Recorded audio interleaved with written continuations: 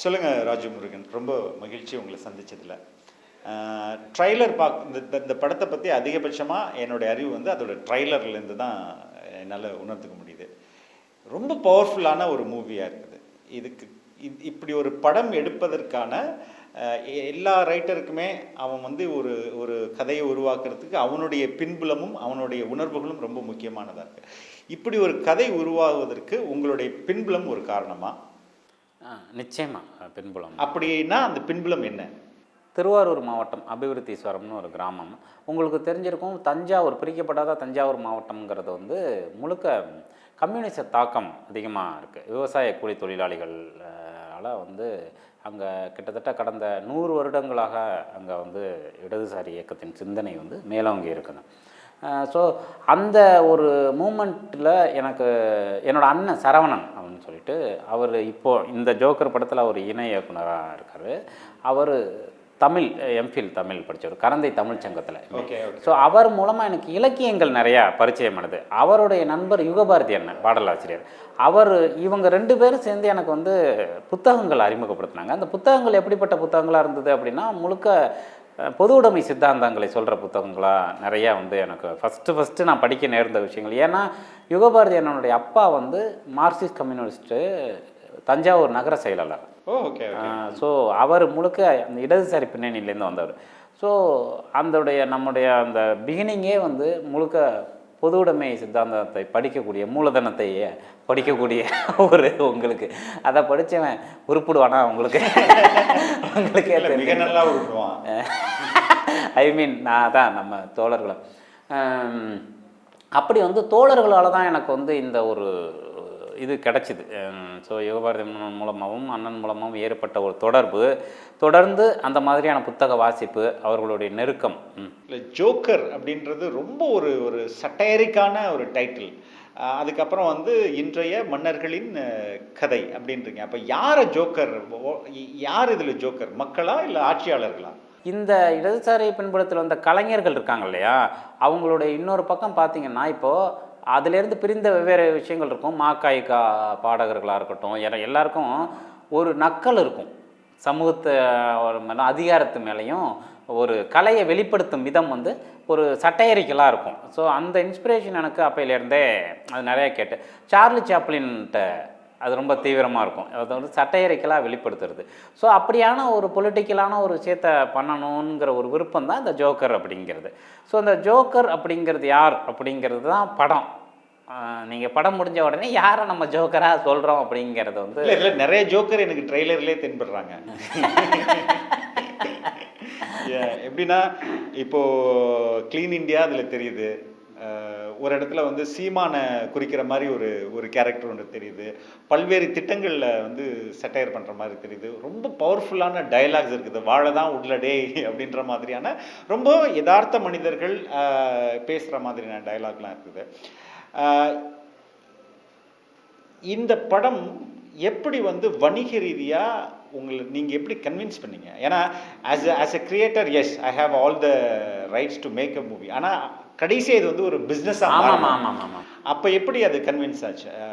அடிப்படையில் இதை நான் வந்து சொன்னேன் இல்லையா, இந்த பின்புலம் அதை பற்றிலாம் சொன்னேன் இல்லையா. பட் இதெல்லாம் நம்ம கற்றுக்கிற விஷயம், இதெல்லாம் நம்ம ஒவ்வொரு விஷயம் கற்றுக்கணும்.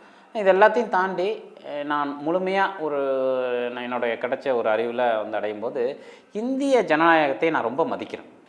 இந்திய ஜனநாயகத்தை, இந்திய தேசத்தின் கட்டுமானத்தை, இந்த இவ்வளவு பீப்புள்ஸ் இருக்கும் இல்லையா, இதுக்குள்ளே நிறைய விஷயங்கள் பிரச்சனைகள் இருந்தால் கூட இந்த கட்டுமானத்தையும் இந்த ஜனநாயகத்தையும் நான் ரொம்ப மதிக்கிறேன். இதை வந்து நான் ரொம்ப லவ் பண்ணுறேன். ஸோ அது குறித்து தான் நான் தொடர்ந்து பேசிகிட்டே இருப்பேன். இவங்க எல்லாம் இருக்கணுங்கிறது தான் என்னுடைய விருப்பம். புரியுதில்லை உங்களுக்கு நான் சொல்கிறேன். ஸோ அது குறித்து தான் அதுதான் ரொம்ப ஸ்ட்ராங்காக வந்து பேசணும்னு நான் விரும்புகிறேன்.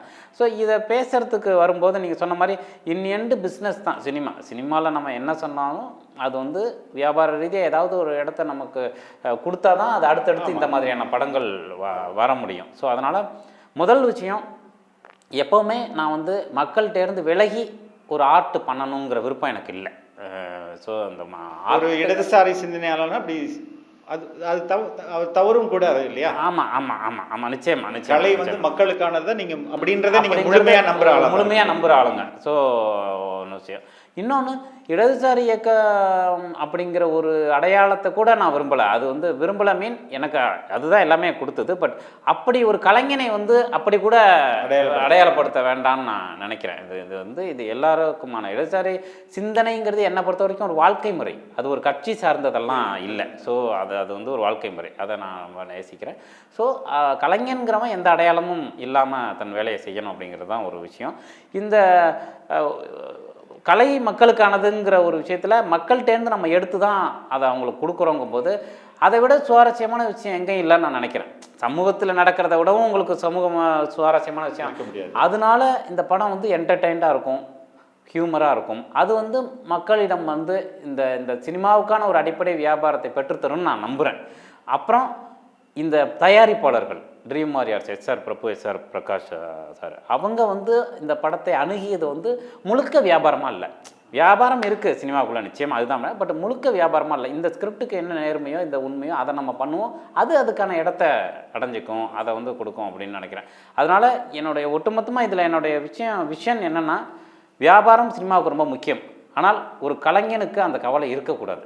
அந்த கவலை வந்துருச்சுன்னா நம்ம அதுக்காக சில காரியங்கள் பண்ணுறதுக்காக போய் அது நமக்கு எதை பெற்றுத்தரும்னு எனக்கு தெரியாது.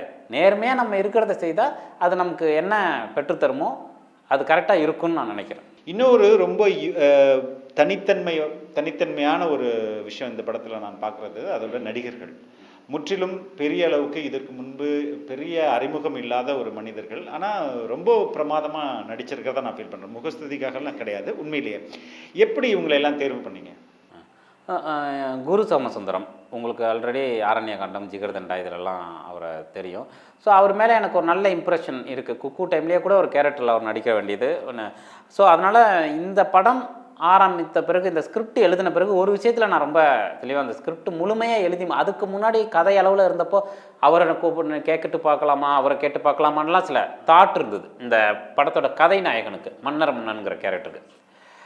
ஸோ அதுக்கப்புறம் கதை முழுமையாக எழுதி முடித்த பிறகு வேண்டாம், இது வந்து ஒரு முழுக்க ஒரு பர்ஃபார்மராக போயிடுவோம், அப்படியான ஒரு ஆள் யாராவது கரெக்டாக பிடிச்சிப்போன்னு.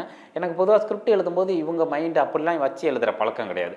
ஸோ நம்ம கதாபாத்திரங்களை நினச்சி தானே எழுதுகிறோம், அந்த ஒரிஜினலான விஷயங்கள். ஸோ அப்படி இந்த படத்தின் வேறு ஒரு கதாபாத்திரத்திற்கு சோமுவை தேடி நான் போனேன். இந்த மன்னர் மன்னனுக்கு யாரையுமே நான் யோசிக்கல, சரி அது நடக்கும்போது அதுவாக நடக்கும் அப்படின்ட்டு. அப்படி தேடி போனப்போ அவர் திருவண்ணாமலையில் இருக்கார். அந்த வீட்டுக்கு அவரை தேடி போனப்பயே எனக்கு அவரை பற்றின ஒரு வேறு ஒரு விஷயம் கிடையாது. அவர் ஒரு நல்ல பர்ஃபார்மங்கிறது ஆல்ரெடி நமக்கு தெரியும். ஸோ இப்போ வந்து அவரை பற்றின ஒரு பாசிட்டிவான ஒரு விஷயம் தெரிஞ்சுது. அப்போ போயிட்டு வேற ஒரு கேரக்டருக்காக அவரை மீட் பண்ணி சொல்லும்போது அவர் ஸ்கிரிப்ட் கேட்டுட்டு எனக்கு, நான் நிச்சயம் நடிக்கிறேன், நீங்கள் இந்த ஸ்கிரிப்ட் ரொம்ப பிடிச்சிருக்கு, நான் நீங்கள் எந்த கேரக்டர்னாலும் நடிக்கிறேன், ஆனால் எனக்கு அந்த மன்னர் மன்னன் கேரக்டர் நான் பண்ணால் ரொம்ப நல்லா இருக்குமோன்னு எனக்கு ஃபீல் ஆகுது, அதுக்கு மேலே உங்களுடைய விஷன் அது அப்படின்னாரு.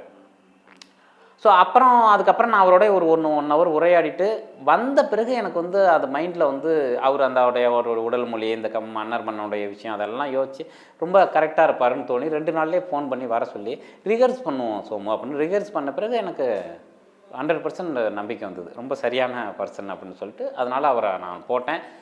அது வந்து அதுக்கான நியாயம் வந்து உங்களுக்கு படத்தில் ஹிந்தியில் வந்து இது மாதிரி அண்மையில் இப்போ ஒரு 2-3 இயர்ஸ்க்கு முன்னாடி ஒரு மிகப்பெரிய பொலிட்டிக்கல் சட்டையர் டீப்லி லைவ் கிட்டத்தட்ட இந்த படம் வந்து அது மாதிரியான ஜேனராக சொல்லலாம். ஜேனராக கிட்டத்தட்ட அந்த மாதிரியான ஃபிலிம்னு சொல்லலாம். இதுக்கும் சம்மந்தமே கிடையாது. பட் ஜேனர்னு ஒன்று இருக்கு இல்லையா, பொலிட்டிக்கல் சட்டையர், சோசியல் சட்டையருங்கிற ஒரு ஜேனரில் அந்த மாதிரியான ஒரு ஃபிலிமாக வரும். இன்றைக்கி நிறைய பேர் வந்துட்டு இந்தியன் சென்சார் போர்டை வந்து ரொம்ப சீரியஸாக விமர்சிச்சுக்கிட்டு இருக்கிற ஒரு காலம் இது. இப்போ இந்த படம் வந்து முழுக்க இன்னைக்கு நடக்கிற விஷயங்கள் கூட, ரோடு சரியில்லை, இப்போ நான் இன்னைக்கு தொடக்கத்தில் சொன்ன மாதிரி க்ளீன் இந்தியா இதெல்லாம் கூட பேசுது. அப்போ சென்சார் வந்து எந்த அளவுக்கு உங்களுக்கு ஒரு ஃப்ரீடம் கொடுத்தாங்க, இல்லைன்னா ரொம்ப லென்ஸ் போட்டு பார்த்தாங்க? இல்லை எனக்கு அதுதான் ரொம்ப ஆச்சரியம். நான் வந்துட்டு எனக்கும் இந்த இது இருந்தது, ஒரு பதட்டம் இருந்தது இந்த ஸ்கிரிப்ட் எழுதும் போதும் சரி, இதை படமாக்கும் போதும் சரி. ஆனால் அதுக்காக நான் பயப்படலை, அதுக்காக காம்ப்ரமைஸ் பண்ணிக்கல. பட் அந்த ஒரு பதட்டம் இருந்தது. ஏன்னா எடுக்கிற படம் மக்கள்கிட்ட வந்து முழுமையாக போய் சேரணும் இல்லையா. அது ப்ரொடியூசர் சைடு வந்து அவங்க ரொம்ப இந்த படத்தை வந்து நீங்கள் எதையும் நினச்சி கட் பண்ண வேண்டாம், காம்ப்ரமைஸ் பண்ண வேண்டாம், நீங்கள் என்ன நினைக்கிறீங்களோ அதை எழுதுங்கன்னு சொல்லப்போனால் ஃபஸ்ட்டு வெர்ஷன்லேருந்து செகண்ட் வெர்ஷன் இன்னும் ஸ்ட்ராங்காக எழுதுங்கன்னு அவங்க சொன்னது. ஸோ அதனால் எனக்கு அது வந்து ஸ்ட்ராங்காக தான் நம்ம எடுத்தோம். ஆனால் ரெடியான பிறகு ஒரு பதட்டம் வந்து ஐயோ இது என்ன ஆகுமோ அப்படிங்கிற ஒரு மூடு. நான் அதான் நம்ம சொன்ன மாதிரி இந்த படம் சென்சாருக்கு போயிட்டு சரியாக வந்துருச்சுனாலே எனக்கு ஒரு இந்த படம் எடுத்ததில் ஒரு சின்ன ஒரு இது இருக்கும் அப்படிங்கிற ஒரு எண்ணம் இருந்தது. ஆனால் சென்சாரில் ரொம்ப ஆச்சரியமாக எதுவுமே பண்ணலை அவங்க. இந்த படத்தை அப்படியே விட்டுட்டாங்க. வரது எதுவுமே அவங்க பண்ணலை. படம் பார்த்துட்டு இமீடியட்டாக அப்போ அந்த அளவுக்கு அந்த படம் வந்து அவங்களை சப்போர்ட் பண்ணுற மாதிரி இருக்கா இல்லை ரொம்ப நியாயமாக நடத்தப்படுது? இல்லை அப்படி இல்லை. இந்த படம் வந்து அதிகாரத்துக்கு எதிரான படம். அதில் ஒன்றும் மாற்றமே கிடையாது. நீங்கள் படம் பார்க்க தானே போகிறீங்க. இது வந்து அதிகாரத்தை எதிர்க்கிற படம், சிஸ்டத்தை கேள்வி கேட்கிற படம், இன்றைக்கு இருக்கிற சமகால அரசியலை நோக்கி கேள்வி எழுப்புகிற படம் எல்லாமே இருக்குது இந்த படத்தில். அது எந்த அளவுங்கிறது நீங்கள் பார்த்துட்டு தான் முடிவு பண்ணணும். பட் ஆனால் முழுக்க முழுக்க அதிகாரத்துக்கு எதிரான ஒரு குரல் தான். அதில் ஒன்றும் மாற்றமே கிடையாது. பட் எனக்கு என்ன அப்படின்னா சென்சார் வந்துட்டு பார்த்துட்டு அவங்க வழக்கமாக படங்களை செய்யக்கூடிய இந்த கெட்ட வார்த்தைகளை கட் பண்ணுறது இருக்கு இல்லையா, அந்த மாதிரியான சின்ன சின்ன வேர்ட்ஸ் கட்டு ஒரு 4-5 இந்த கெட்ட வார்த்தைகளுக்கான இது மட்டும்தான் கொடுத்தாங்களே தவிர ஒட்டு மொத்தமாக படத்தை அப்படியே கொடுத்துட்டாங்க. எந்த இதுவுமே பண்ணலை. படம் ரொம்ப நல்லா இருக்கு, ரொம்ப பீப்புள்ஸ் அவசியமானதாக இருக்குது, கீழே இருக்கிற பீப்புள்ஸை பற்றி பேசுது அப்படின்னு சொல்லி ரொம்ப பாராட்டினாங்க. படத்தை பாராட்டிட்டு கொடுத்துட்டாங்க. ஸோ எனக்கு பர்சனலாக என்னென்னா சென்சார் பற்றிய விமர்சனங்கள் அவங்க இது பண்ணுறாங்க அப்படிங்கிறது ஒரு படைப்பாளியாக நிறைய பேர் பேசும்போது அதை நான் வந்து அக்செப்ட் பண்ணிக்கிறேன். ஆமாம், இந்த படத்துக்கு நேர்ந்தது வந்து நல்ல விஷயமா நான் பார்க்குறேன். அப்படி விஷயங்கள் பேசும்போது நல்ல விஷயம் நடக்கும்போது நம்ம அவங்கள அப்ரிஷியேட் பண்ண வேண்டியதானே. ஸோ அப்படி ஒரு கருத்து சுதந்திரத்திற்கான எல்லாரும் அரசியல் பேசலாம் அப்படிங்கிறதுக்கான ஒரு சின்ன டோரை வந்து இந்த படத்தில் சென்சாரும் அனுமதிச்சதுங்கிறது ஒரு நமக்கு ஒரு அடுத்த கட்டம் தானே. இப்போது நீங்கள் நம்ம கலை மக்களுக்கானது அப்படின்ற அடிப்படையில் நம்ம ஒரு கலைப்படைப்பை உருவாக்கும் போது அது வந்து ஒரு தாக்கத்தை ஏற்படுத்தணும். அப்போ தான் வந்து அது மாதிரியாக தானே நோக்கம் இருக்கும். உள்நோக்கம் வந்து இப்படி ஒரு இம்பேக்டை இந்த பீஸ் ஆஃப் ஆர்ட் வந்து கிரியேட் பண்ணணும் அப்படின்ட்டு. அப்போ இந்த படம் உங்களுக்கு என்ன மாதிரியான ஒரு தாக்கத்தை இந்த சமூகத்தில் ஏற்படுத்தணும்னு நினைக்கிறீங்க நீங்கள்? அதான் நமக்கு ஒரு படைப்பு வந்து என்ன தாக்கத்தை ஏற்படுத்தும்ங்கிறத கலைஞனால் நிச்சயமாக சொல்லவே முடியாது. அவனுடைய விருப்பம்னு விருப்பம் இருக்கும். ஆமாம், எதிர்பார்க்கவும் முடியாது. ஸோ அது வேறு. விருப்பம் அப்படிங்கிறது என்ன அப்படின்னா சில கேள்விகளை முன்வைக்கணும். என்ன மாதிரியான கேள்வி? எல்லா படைப்புகளுமே கேள்விகளை முன்வைச்சா போதும்ங்கிறது தான் என்னோட அபிப்பிராயம். அதுவே போதும். ஸோ அப்படி இது என்ன கேள்விகளை முன்வைக்கணும் அப்படின்னா 2 விஷயம். ஒன்று, சக மனிதர்களுக்காக போராடுவது. அதாவது போராட்டங்களில் வந்து நம்ம விலகி நிற்காமல், விலகி நிற்பதை விடவும் கொடுமை என்ன அப்படின்னா வேடிக்கை பார்த்துட்டு நமக்காக போராடுறவங்களையே நம்ம வந்து சிரிச்சிட்டு போகிறது இருக்கு இல்லையா. இந்த ஒரு போக்கு வந்து ரொம்ப அதிகமாக இருக்கும். ஸோ இதிலேருந்து விலகி இந்த உண்மையான போராட்டங்களில் நாமளும் பங்கெடுத்துக்கணும் அப்படிங்கிற ஒரு எண்ணத்தை வந்து இந்த படம் ஏதோ ஒரு விதத்தில் ரைஸ் பண்ணுச்சுன்னா அது ரொம்ப பெரிய விஷயம் நான் நினைக்கிறேன். எல்லா திரைப்படங்கள்லையும் ஒரு மென்மையான காதல் வந்து அவசியமாகுது. தோ இந்த படம் வந்து ஒரு சீரியஸான பொலிட்டிக்கல் ஆஸ்பெக்ட்ஸை பேசினாலும் அதுக்குள்ளே வந்து தெர் இஸ் எ லவ். ஆமாம், அந்த ஆர்டிஸ்ட்டும் ரொம்ப நேட்டிவாக தான் இருக்கிறாங்க. தாவணி போட்டுட்டு அந்த பையன் ஷேவ் பண்ணாமல். இவங்களுடைய பங்கு எப்படி இருந்தது? இவங்களை எப்படி நீங்கள் சூஸ் பண்ணீங்க?